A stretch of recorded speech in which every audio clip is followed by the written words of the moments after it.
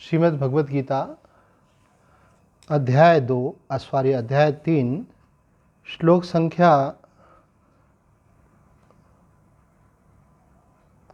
7 का हम लोग पिछले बार मनन कर रहे थे पिछले सत्संग में, जिसमें भगवान ने कहा है कि हे अर्जुन, जो मनुष्य मन से इंद्रियों पर नियंत्रण करके आसक्ति रहित होकर निष्काम भाव से कर्मेंद्रियों के द्वारा कर्मयोग का आचरण करता है वह श्रेष्ठ है। इस श्लोक में जो मुख्य बातें हमने देखी थी उसमें पहली बात तो ये कि भगवान ये कहते हैं कि जो तुलना की है भगवान ने कि कंपेरेटिवली बेटर वाली बात जो भगवान ने कही तू शब्द के द्वारा, तो किससे? तो भगवान कहते हैं कि एक व्यक्ति तो केवल बातें करता है, सुनने में भी उसका इंटरेस्ट होता है, जानकारियाँ उसने काफ़ी एकत्रित कर रखी हैं, तो भगवान कहते हैं ऐसे बौद्धिक ज्ञानी की अपेक्षा तो जो ये निष्काम कर्मयोगी ज़्यादा बेहतर है। क्यों? क्योंकि यह अपने अंतःकरण की शुद्धि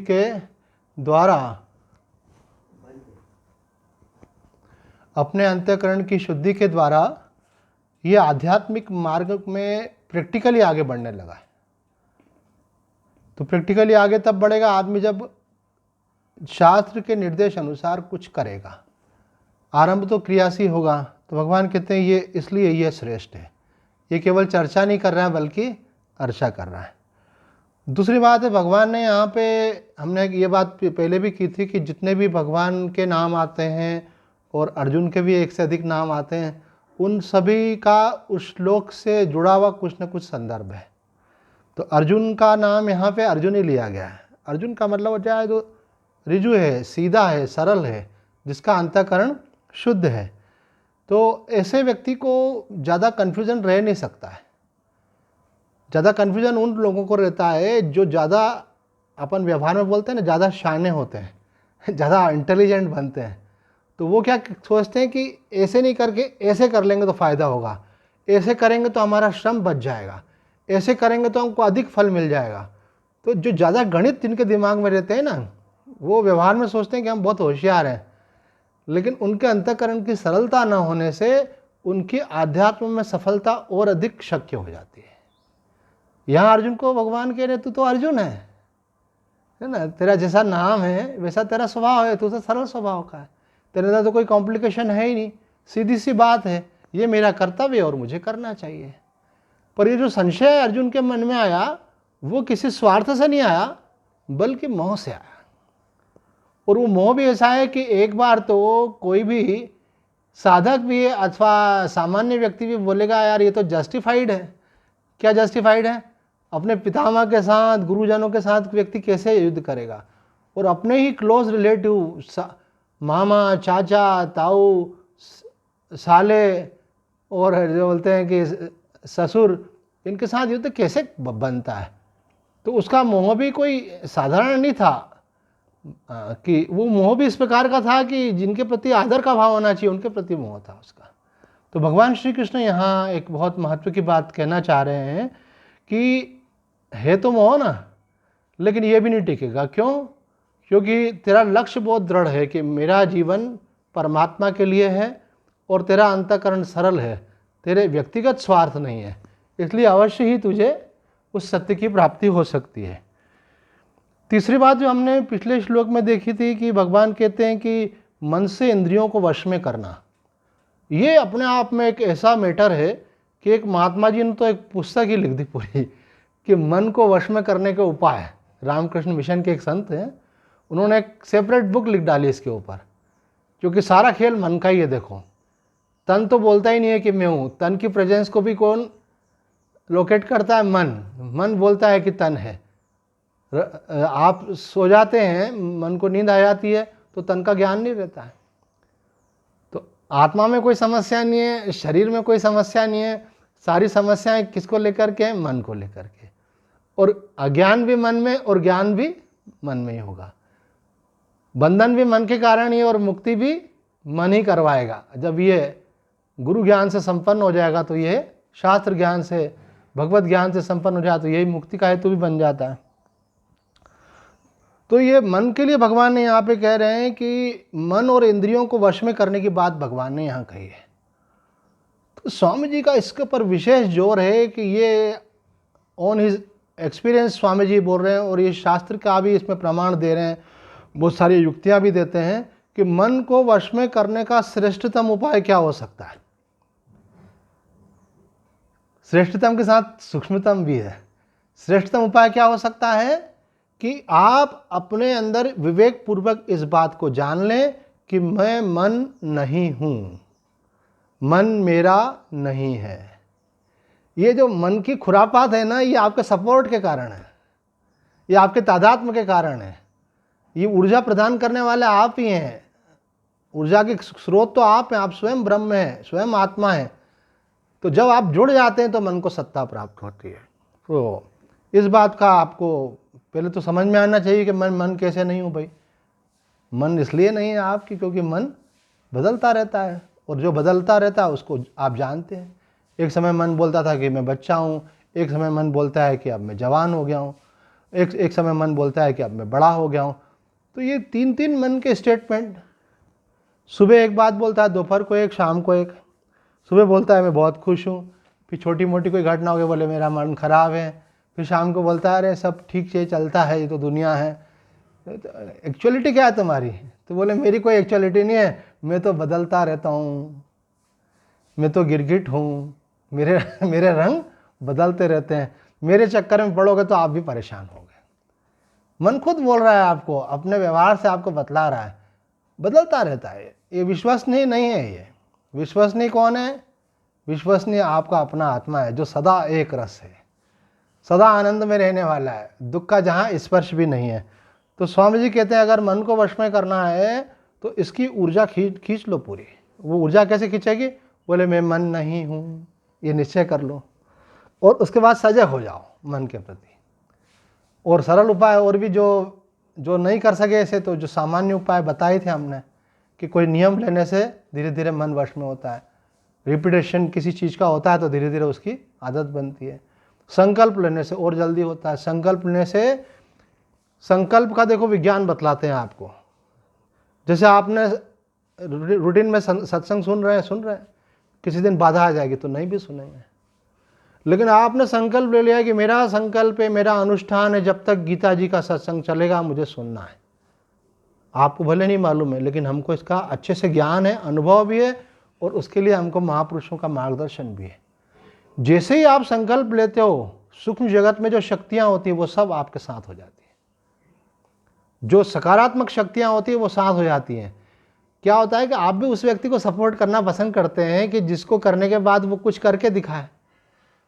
अब मान लो एक बच्चा है, वो पढ़ाई करना चाहता है, उसके पास पढ़ने की फीस नहीं है, तो आप किसकी फ़ीस भरना चाहेंगे? कि आप फीस भर दें उसके बाद वो स्कूल नहीं जाए, उसके बाद परीक्षा में पास होने का उसका कोई संकल्प नहीं हो। लेकिन आप देखें नहीं, बड़ा लगन वाला है, बड़ा मेहनती है, वो सफल होना चाहता है और बड़ा दृढ़ है, अगर इसको सपोर्ट मिल गया तो ये कहाँ से कहाँ पहुँच सकता है। तो आप बोलेंगे ठीक है, मैं इसको सहयोग करूँगा। तो इसी प्रकार से सूक्ष्म जगत में कई सकारात्मक शक्तियाँ होती हैं, देवी शक्तियाँ होती हैं। वो आपको तब सहायता करने के लिए तैयार होती हैं जब पहले आपका दृढ़ निश्चय हो। आपका निश्चय अगर कमज़ोर हुआ तो फिर वो शक्तियाँ साथ नहीं देती हैं। विकल्प युक्त संकल्प नहीं होना चाहिए, विकल्प रहित संकल्प। आपने दृढ़ कर लिया तो वो उसके बाद में आपकी पूरी ऊर्जा केंद्रित हो जाती है और साथ में वो शक्तियाँ भी केंद्रित हो जाती हैं। किसी महात्मा ने तो यहाँ तक बोला है कि केवल सकारात्मक ही नहीं, अगर कोई नकारात्मक बड़ा निर्णय लेता है तो उसमें सफलता के लिए भी उसका सारा श्रेय खुद को नहीं जाता है। तो जगत में कई नकारात्मक ऊर्जाएं काम कर रही हैं, शक्तियां काम कर रही हैं। जिनके पास दृष्टि उनको स्पष्ट दिखता और अनुभव होता है, जिनको दृष्टि नहीं है, साधक भी है, तो उसको समझ में आता है कि ये केवल मेरा कृत्य नहीं है, कहीं ना कहीं कोई ना कोई मुझे सपोर्ट, अननोन पावर मुझे सपोर्ट कर रही है। तो ये शक्तियाँ जो होती हैं, नकारात्मक शक्तियाँ जो होती हैं, जब आप कोई बहुत बड़ा हिंसात्मक निर्णय लेते हैं, जैसे मानो एक बम गिराना है और लाखों लोगों की उसमें मृत्यु होना है, और इतना बड़ा दुष्कृत्य करने का कोई निर्णय ले रहा है, तो जो नकारात्मक शक्तियाँ होती हैं, जो जगत में हिंसा फैलाना चाहती हैं, अशांति चाहती हैं, वो उसके साथ हो जाती हैं। वो उसके उस संकल्प को बल प्रदान करती है। तो चाहे सकारात्मक हो चाहे नकारात्मक। तो यहाँ पे हमने बताया था मन को वश में करने के लिए भी संकल्प होना चाहिए कि बस, स्वामी जी कहते हैं कि बस अब मुझे ये काम करना ही नहीं है, ना मुझे सोचना ही नहीं है, मुझे इस तरफ जाना ही नहीं है। जैसे ही मन में थाट आए बिल्कुल उसको फूंक मार के भगा दो। गड़बड़ी कहाँ होती है अभी बताते हैं। गड़बड़ी ये होती है कि आदमी मजे भी लेना चाहता है और छूटना भी चाहता है। एक तरफ तो उसकी इंपॉर्टेंस की बुद्धि रहती है कि यार मज़ा तो है यार, वहाँ जा कर के अगर जैसे इंदौर वाले लोग बोलते हैं अरे सराफा बाज़ार में रात को जाओ, क्या चाट पकौड़ी, क्या माहौल है, खाओ पियो, कैसे कैसे लोग वहाँ बनाने वाले खिलाने वाले हैं, पर यार स्वास्थ्य के लिए अच्छा नहीं होता, जाना नहीं चाहिए। तो जाना नहीं चाहिए तो फिर महिमा मंडन क्यों कर रहे थे? नहीं, बोला जो बात है वो तो बोल रहे हैं, फिर किसी दिन किसी ने बोला तो चले भी जाएंगे। तो ये जो आदमी में डबल संस्कार होते हैं ना, यही उसको संयम में बाधक बनते हैं। उसको बिल्कुल क्लियर कर लेना चाहिए कि ये करने योग्य नहीं है, नहीं है, नहीं है, ये नहीं करेंगे तो नहीं करेंगे। स्वामी जी बोलते हैं कि स्पंदन जो होता है ना वो संकल्प में बदलता है। जैसे ही स्पंदन उठे फर्स्ट मोमेंट पे उसको रिजेक्ट कर देना, ये बहुत इंपॉर्टेंट बात है। ये जो चीज़ें गलतियां भी कोई बार बार एक ही गलती होती रहती है, बहुत सारी गलतियां आदमी नहीं करता है, उसका उस विषय में कमजोरी रहती है। तो स्वामी जी कहते हैं जैसे ही स्पंदन उठे उसको एक्सेप्ट ही मत करो, अभी उसको थॉट भी मत बनने दो, संकल्प भी मत बनने दो, एक हल्के से भाव के रूप में उठता है। बोला नहीं, सवाल ही नहीं उठता है। जैसे उदाहरण के लिए अगर आपके घर में आपकी बेटी अथवा आपकी बहन अथवा आपकी माँ कपड़े बदल रही है किसी कमरे में और भूल से वो कुंडी लगाना भूल गई और गलती से आपने दरवाज़ा खोला, तो आप क्या करते हैं? तुरंत नज़र भी हटाते हैं और दरवाज़ा भी तुरंत बंद करके बाहर निकल आते हैं। ऐसा नहीं सोचते एक मिनट तो देखें कितनी सुंदर है, बिल्कुल भी नहीं आता है। क्यों? क्योंकि ये तो मेरी बहन है, ये तो मेरी माँ है, मेरी बिटिया रानी है हमारी, इसकी गलती हो गई, चलो मेरे से भी गलती हुई, मुझे भी नॉक करके जाना था, तुरंत हटा लेते हैं।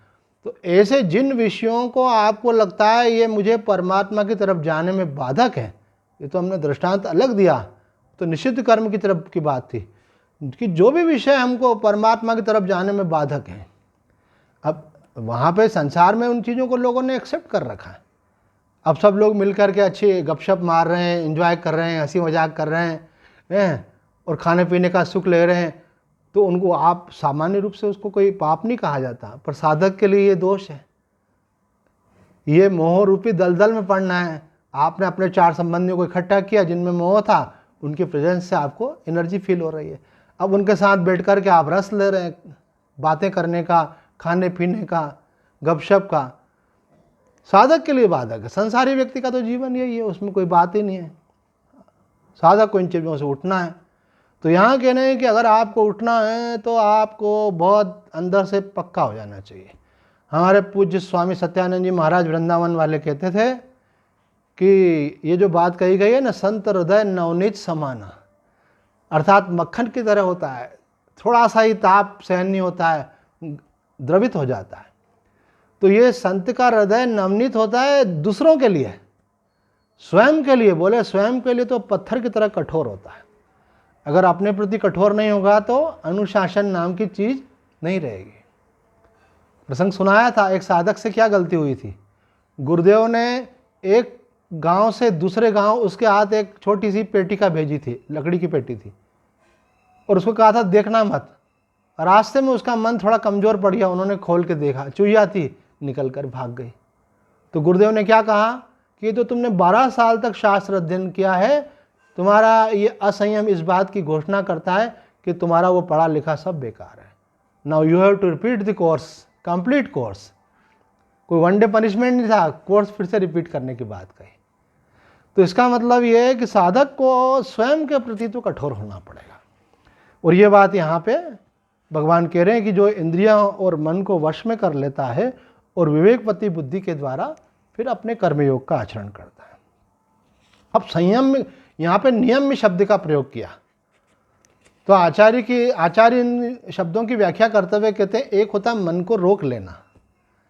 रोक लेना एक योग्यता है, और दूसरी योग्यता है कि आप अभिलाषित विषय में उसका विनियोग कर सके, उसको लगा सके।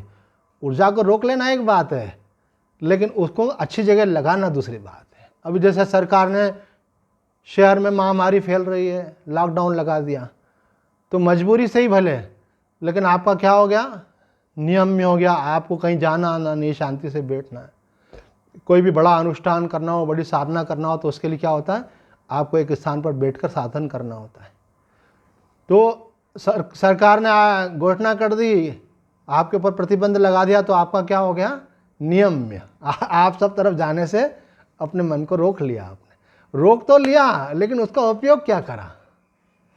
अगर इसी में कई लोगों ने उसका उपयोग करा, कईयों ने गीता पढ़ डाली, कईयों ने रामायण पढ़ ली, कईयों ने भागवत पढ़ ली, कईयों ने बैठ कर जपानुष्ठान कर लिया, तो लोग कहने लगे भाई किसके लिए क्या, मैं नहीं जानता, मैं साधक हूँ, मेरे लिए तो इस समय का बड़ा सदुपयोग हो गया, क्योंकि मन को बहाना नहीं रहा कहीं भटकने का, किसी के आने जाने का चक्कर भी नहीं रहा।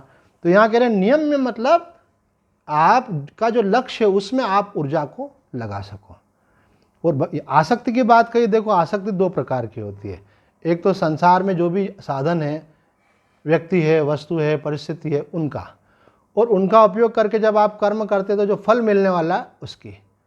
तो यहाँ स्पष्ट कहा गया है कि अगर आपके अंदर कर्मों के प्रति, परिस्थितियों के प्रति अथवा फल के प्रति आसक्ति रही, तो आप कभी भी परफेक्ट कर्मयोगी नहीं बन सकेंगे। कर्मयोगी वही बन सकता है जो अनासक्त है। एक छठी बात जो हमने श्लोक के अंदर देखी थी कि जो भगवान ने कहा कर्मेंद्रिय ही कर्मयोगम आरभते, अर्थात कर्मयोगी इंद्रियों के द्वारा कर्म का आरंभ करता है। अब यहाँ पे ये समझना है कि कर्म क्यों करना पड़ता है, क्योंकि इंद्रियों के अंदर वेग रहता है। जब तक वो वेग रहेगा आप कर्म किए बिना रहेंगे नहीं। अब वही कर्म जब सकाम हो जाता है तो वह बंधन का कारण बनता है। तो यहाँ पे बताया गया है दो प्रकार के साधक होते हैं। एक साधक वो होते हैं जिनके अंदर कल्याण की प्रबलता होती है, मेरा कल्याण हो, मुझे मुक्ति चाहिए, मुझे अपना जीवन सार्थक करना है, मुझे भगवत साक्षात्कार करना है, ऐसी उनके अंदर ललक होती है, लालसा होती है। अब कैसे कब पैदा हुई, तो बोले ये तो कई बार तो पिछले जन्म के संस्कार होते हैं, कई बार इस बार स्वाध्याय सत्संग करते करते ये बात अंदर बैठ जाती है, पर उनके अंदर कल्याण की प्रबल इच्छा है, अपर है, कर्म का वेग भी है, रुचि भी है, संस्कार भी है। तो वहाँ उनके लिए मार्गदर्शन दिया गया है कि ऐसे साधक को जो प्राप्त परिस्थिति है उसका सदुपयोग कर लेना चाहिए, क्योंकि ऊर्जा तो उनके पास है ही। अब ऊर्जा को उनको सही ढंग से लगा करके ऊर्जा का क्षय कर लेना चाहिए। अनासक्त भाव से आप कर्म करेंगे, आपकी ऊर्जा का क्षय भी हो जाएगा और कर्मों का फोर्स खत्म हो जाएगा, तो आप ज्ञान के और तत्व के अधिकारी हो जाएंगे। दूसरे प्रकार के वो लोग होते हैं, ये भी थोड़ा ध्यान देने वाली बात है, इस तरफ हमारा भी ध्यान नहीं था, एक महात्मा जी ने ध्यान दिलाया हमारा। दूसरे प्रकार के वो लोग रहते हैं कि जिनके मन में ये ख्याल ही नहीं आता है कि भगवत साक्षात्कार जीवन का लक्ष्य है, ब्रह्मानुभूति, आत्म साक्षात्कार जीवन का लक्ष्य है। जिनके मन में ऐसा थॉट ही नहीं होता है मुझे जन्म मरण के चक्र से मुक्त होना है, जिनके मन में ये ख्याल ही नहीं होता है मुझे परम शांति की प्राप्ति करनी है। अब ऐसे लोगों को भी, ऐसे लोगों में भी कई बार ऐसा रहता है, कर्म का वेग तो है और उनको सही मार्गदर्शन मिल जाए तो उस वेग को वो सेवा में लगा देते हैं कि मुझे कर्म तो करना है लेकिन समाज का भला करना है, देश का भला करना है। कई कई लोग बड़े देशभक्त होते हैं, उनका बड़ा देश का चिंतन चलता है। स्वामी विवेकानंद भी बड़े भारी देशभक्त थे, महर्षि अरविंद भी बहुत बड़े देशभक्त थे। इन लोगों का खूब चिंतन और सारी ऊर्जा और समय बहुत कुछ इसमें जाता था। तो कुछ लोगों को ये अच्छा लगता है, उसका फल रूप से वो जो कर्मयोग की पूर्णता होने पर निष्कर्म सिद्धि होगी उस तरफ ध्यान नहीं है उनका, लेकिन उनको ये अच्छा लग रहा है। तो यहाँ पे जो दूसरे प्रकार के लोग हैं जिनको सेवा करने में आनंद का अनुभव होता है, सुख का अनुभव होता है, उनके लिए कहा गया है ऐसे लोगों को चाहिए कि वो अगर उनके सामने कर्म उपलब्ध नहीं है तो अनुसंधान करें कि क्या कर सकते हैं। बोले धर्म की रक्षा कैसे कर सकते हैं, गौ रक्षा कैसे कर सकते हैं, है ना। कोई व्यक्ति बहुत प्रताड़ित हो रहे हैं, कोई एक वर्ग विशेष के लोग, उनके लिए रक्षा के लिए हम क्या कर सकते हैं। वैसे कई लोग अपने अपने अभियान बना करके भी कर्म करते हैं। तो ये बात महर्षि जी ने भी कही है। इस प्रकार से निष्काम भाव से किसी श्रेष्ठ कार्य में लग जाओ तो उससे भी आपका अहम जो है वो निस्वार्थ और निष्काम होने से वो अंत में गलित होकर के आत्मा में स्थित होता है। सातवीं बात यहाँ कही थी सविशिष्यते, बोले कि जो बातें करते हैं वो नहीं, बल्कि जो निष्काम कर्म करते हैं वो विशिष्ट है। यहाँ पे वो विशिष्ट हैं जो सकाम कर्म करते हैं उसकी अपेक्षा नहीं, बल्कि जो सामान्य जीवन जी रहे हैं, साधारण जीवन जी रहे हैं, बहुत अधिक वासनाएं भी नहीं है, उनसे भी ये श्रेष्ठ है। और जिनको जानकारी तो है लेकिन जीवन में नहीं उतारा है, उनकी अपेक्षा भी ये योगी श्रेष्ठ हैं। और यहाँ एक बात लास्ट में जो स्वामी जी ने कही कि 3 बातें अगर आपके अंदर हैं तो आप कर्मयोग के उत्तम अधिकारी हैं और आप सुगमता से कर्मयोग कर सकते हैं। प्रसंग कर्मयोग का चल रहा है तो कर्मयोगी को अपने अंदर 3 चीज़ें चेक करना चाहिए। कोई बोलता है कि कर्म, स्वामी विवेकानंद ने कहा है वर्क इज वर्शिप, हमारी तो यही साधना है, हमारा तो कार्य ही पूजा है, हमको बैठ करके पूजा पाठ जब तब अच्छा नहीं लगता, हमारा इंटरेस्ट इसमें नहीं है। क्या भगवान को ज़रूरत है क्या इसकी कि आप उनको धूप दीप दिखाओ, उनको नहलाओ? अरे वो तो दुनिया को नहलाने वाले हैं और सारी सुगंध उनकी ही है, सारा प्रकाश उनका ही है। अरे ये सब मुझे समझ में नहीं आता। चलो तो आपको क्या समझ में आता है? बोले मुझे तो समझ में आता है कि समाज की, राष्ट्र की, मानवता की सेवा करो, जिन लोगों को वास्तव में आपकी नीड है उनके लिए कुछ करो। तो ये भी एक मेंटल फ्रेमवर्क है। तो कहते हैं कि उनको 3 बातों में ध्यान देना चाहिए। ये 3 बातें होंगी तो ही वो कर्मयोग के उत्तम अधिकारी हैं और उनको सफलता मिलेगी। पहली बात ये कि उनके अंदर अपने कल्याण की इच्छा होनी चाहिए, मेरा उद्धार हो। अगर आपका कल्याण का लक्ष्य ही नहीं है तो कहीं ना कहीं आप इन्वॉल्व हो जाएंगे। दूसरी बात, स्वभाव में उदारता होनी चाहिए, हृदय में करुणा होनी चाहिए, तभी कर्मयोग का पालन कर सकता है। क्योंकि कर्म हमेशा दूसरे के लिए होता है। कर्मयोग में जो कर्म है दूसरे के लिए होता है, योग अपने लिए होता है। तो वो वही व्यक्ति कर सकता है जिसका हृदय उदार हो, जिसके मन में दूसरों को के प्रति दया हो, जिसके मन में कोमलता हो, वह कर्मयोगी बन सकता है। तीसरी एक बहुत महत्वपूर्ण बात कही गई है यहाँ पे कि कर्मयोगी वह हो सकता है जो दूसरे के दुख में दुखी हो जाता है और उसका दुख दूर करने के लिए उसमें संकल्प होता है और दूसरे को सुखी देख करके उसको बहुत अच्छा लगता है। कई लोगों को देखा है हमने ऐसे, दूसरे का भला करेंगे और करने के बाद बोलेंगे मेरे सबसे बड़ा रिवार्ड ये है कि मैंने उसके चेहरे पे प्रसन्नता देखी, मुझे आनंद आ गया, बस मुझे और कुछ नहीं चाहिए। ये भी एक प्रकार के लोग हैं। तो बोले ये जो लोग हैं ये कर्मयोगी हो सकते हैं जिनमें ये 3 गुण हो। अब इसके बाद आज के श्लोक में प्रवेश करते हैं जिसमें भगवान ये बात कहते हैं, नियतम कुरु कर्मत्वम कर्म ज्यायो य कर्मणा शरीर यात्रा पिछते न प्रसिद्ध येद य कर्मणा। श्लोक का अर्थ है, तू शास्त्र विधि से नियत किए हुए कर्तव्य कर्म कर, क्योंकि कर्म न करने की अपेक्षा कर्म करना श्रेष्ठ है, तथा कर्म न करने से तेरा शरीर निर्वाह भी सिद्ध नहीं होगा। अब देखो यहाँ पे हम एक एक करके भगवान ने जो बातें कही हैं उनको खोलते हैं। पहले तो भगवान बोलते हैं नियतम कुरु कर्मत्वम, तू नियत कर्म कर। हमारे यहाँ 2 प्रकार के कर्म बताए गए, एक विहित कर्म और दूसरे नियत कर्म। ये दोनों शास्त्रीय शब्द हैं, इनका अर्थ हमको स्पष्ट होना चाहिए। तो विहित कर्म किसे कहते हैं और नियत कर्म किसे कहते हैं? तो विहित कर्म की परिभाषा करते हुए कहा गया है, सामान्य रूप से शास्त्रों में जो आज्ञा दी गई है, जो व्रत करना, उपवास करना, ये सब जो है विहित कर्मों के अंतर्गत आते हैं। हम देखते हैं कि अलग अलग समय पे अलग अलग प्रकार की उपासनाएं की जाती हैं। इस समय पे ये उपासना की जाती है ना, अर्थात समय समय पर अलग अलग जो पर्व आते हैं उस समय हम देखते हैं कई लोग कुछ विशेष प्रकार की उपासनाएं कर रहे हैं। जैसे जब गणेश जी का समय आया वो कर रहे हैं, दुर्गा जी का समय आया वो कर रहे हैं, जन्माष्टमी आई तो, शिवरात्रि आई तो ये सब शास्त्रों में विहित कर्मों के अंतर्गत दिया गया है कि उस समय आपको वो करना चाहिए। दूसरा बात जो कही जाती है कि शास्त्रों में ही विहित के साथ निषिद्ध कर्म भी बताया कि ये नहीं करना चाहिए। तो निषिद्ध कर्म तो अपन जल्दी से समझ सकते हैं कि भाई झूठ नहीं बोलना, चोरी नहीं करना, हिंसा नहीं करना। तो यहाँ महापुरुष बतला रहे हैं कि आप विहित कर्म का तो बहुत विस्तार है। जैसे कहा जाए एकादशी सभी साधकों को करना ही चाहिए, अब हो सकता है कि कोई नहीं कर पाता हो किसी कारण से भी, तो कहते हैं कि उसमें उतना दोष नहीं है, लेकिन निषिद्ध कर्म करने में ज़्यादा दोष है।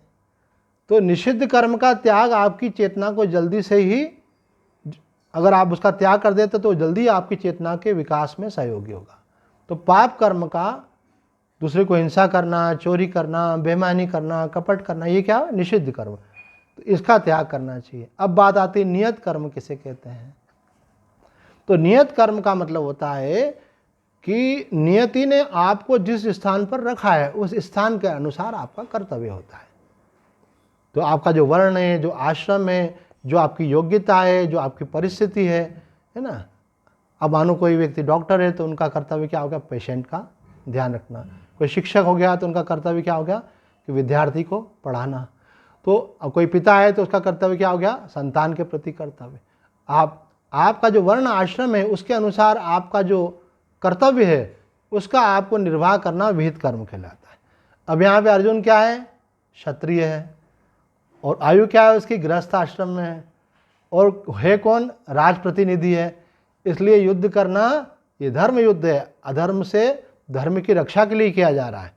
तो ये धर्म युद्ध करना अर्जुन का विहित कर्म है, तो नियत कर्म है। तो भगवान कहते हैं नियतम कुरु कर्मत्वम, नियत कर्म तुझे करना चाहिए।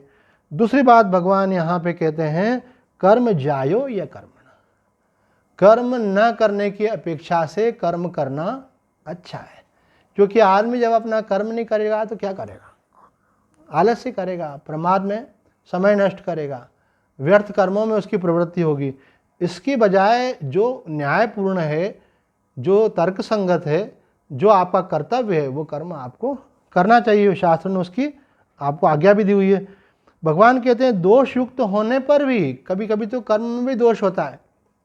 परंपरा से आपको कर रहे हैं, लेकिन वो चूँकि उदाहरण के लिए कि किसी का मानो शव जलाने का काम है, अब आप लोग लगता है भाई ये कैसा काम है इनका, है ना, पर वो तो जलाएगा। क्यों? अगर वो नहीं जलाएगा तो कौन जलाएगा? तो है तो बड़ा ऐसा कार्य। कई बार कई गंदे काम होते हैं सफाई करने के, ऐसे नाली साफ करना, पर वो अब उनके परंपरा से चला आ रहा है, वो हरिजन है, मेहतर है, तो वो काम करता है। तो कहते हैं कि उसको आप छोड़ो मत, आप ऐसा मत सोचो गंदा काम है मैं नहीं करूँगा, समाज में अव्यवस्था बन जाएगी ऐसे। तो 4 प्रकार के लोगों को 4 प्रकार के कर्म दे करके समाज की व्यवस्था को बनाया गया है। जिसका जो कर्म है उस कर्म को ही सेवा भाव से करते हुए वो व्यक्ति मुक्त हो सकता है। स्वधर्मणा तमभ्यर्च सिद्धिम विन्दति मानव। ये नहीं सोचना चाहिए कि कुर्सी पे बैठने वाला कर्म बढ़िया है और झाड़ू लगाने वाला कर्म घटिया है। अगर आप कुर्सी पे बैठने वाले सब कुर्सी पे ही बैठ जाएंगे तो फिर झाड़ू कोई नहीं लगाएगा तो घर गंदा हो जाएगा। और जैसे खाना बनाना एक कर्म है, ऐसे बर्तन मांजना भी एक कर्म है। तो जितना महत्व खाना बनाने का है, मैं तो कहूँगा उससे ज़्यादा महत्व बर्तन मांजने का है। कारण क्यों? जब तक बर्तन मंजे हुए ही नहीं होंगे तो खाना किस में बनाओगे आप? तो भगवान यहाँ कह रहे हैं कर्म न करने की अपेक्षा कर्म करना अच्छा है। कौन सा कर्म? जो आपके लिए नियत कर्म है उसको आपको करना चाहिए। पर करना कैसे? भगवान कह रहे हैं आसक्ति रहित होकर करना है। तीसरी बात जो इस श्लोक में कही गई है वो इसी शब्दों के संदर्भ में वो कि आपकी संसार में अगर मनुष्य रहेगा, अपना कर्तव्य कर्म नहीं करेगा तो रहेगा तो संसार में उसको शरीर के निर्वाह के लिए तो बहुत कुछ चाहिए ना। आपकी आवश्यकता पूर्ति के लिए तो आपको संसार की सब साधन की आवश्यकता तो है ही। अगर आप संसार से सुख लेंगे लेकिन संसार को सुख नहीं देंगे, आप अपनी आवश्यकता की पूर्ति तो करेंगे लेकिन किसी को सहयोग नहीं करेंगे, है ना, तो वो क्या हुआ? कई लोगों को ऐसा लगता है कि हम फ़ायदा ले लें। फ़ायदा कोई नहीं ले सकता। अगर आपने जो लिया है तो किसी न किसी रूप में आपको फिर चुकाना ही पड़ता है। इसलिए कई लोग बड़े सिंसियर रहते हैं। वो सिंसियर रहते हैं कि नहीं, अगर हमने किसी से कुछ लिया है तो हमको करना चाहिए। अभी कुछ परिवार के लोग इकट्ठे हुए 5-7 लोग ऐसे, तो आपस में बात कर रहे थे। बोले हम जब भी किसी दूसरे शहर निकलते हैं तो वो इस बात का इंतज़ार करते हैं कि कार तुम उठाओ और हम फ्री में बैठ जाएं पीछे ऐसे। तो बोले आपको क्या लगता है? तो बोले हमको लगता है कि भाई कभी हम उठाएं कभी तुम उठाओ। मैंने कहा हम तो जब स्टूडेंट थे तो हम बोलते थे सोल्जर पेमेंट, अगर 5 लोग चल रहे हैं तो इक्वली कंट्रीब्यूशन कर लो, चलो बात ही ख़त्म हो जाएगी। अब बोला अब इतना छोटी चीज़ों के लिए कंट्रीब्यूशन करें, अब इतने संपन्न लोग सब अच्छा नहीं लगता। तो मैंने कहा संपन्न होकर फिर ये विचार क्यों आता है कि बोले ऐसा लगता है कि वो व्यक्ति हमारा यूज़ कर रहा है, मैंने कहा इसी से व्यवहार बिगड़ जाता है। व्यवहार तभी बिगड़ता है जब आप थोड़ा से स्वार्थी हो जाते हैं, तो परिवार के अंदर इस प्रकार के भाव दूसरों के अंदर आते हैं और परस्पर संबंध स्नेह जो होता है वो टूट जाता है। कुछ लोग तो बोलते हैं कि हमको किसी से लेना ही नहीं, हमको देना ही है, उनको तो कोई दिक्कत ही नहीं है, उनका तो उद्देश्य ही है। हमारे लालचंद जी तो यही सोचते थे, कभी ख्याल ही नहीं आता था किसी की हेल्प लेना है, वो सोचते किस किस की हेल्प करना है ऐसे। पर सब लोग तो उस स्तर के नहीं होते ना, तो वो लोग सोचते हैं कि अगर हम किसी के लिए कुछ कर रहे हैं तो उसको भी हमारे लिए करना चाहिए, समाज तो परस्पर चलता है। तो भगवान कह रहे हैं कि आपकी शरीर की यात्रा भी कर्म किए बिना नहीं चल सकती। तो भगवान ने जो श्लोक में बातें कही, शास्त्र विधि से नियत कर्म कर, कर्तव्य कर्म कर, क्योंकि कर्म न करने की अपेक्षा कर्म करना श्रेष्ठ है, और कर्म न करने से तेरा शरीर निर्वाह भी सिद्ध नहीं होगा। तो आज इतना ही कहकर अपनी वाणी को विराम देते हैं। ओम पूर्णमद पूर्णमदम पूर्णात् पूर्णमुदच्यते पूर्णस्य पूर्णमादाय पूर्णमेवावशिष्यते। ओम शांति शांति शांति। हरि ओम तत्सत। नारायण।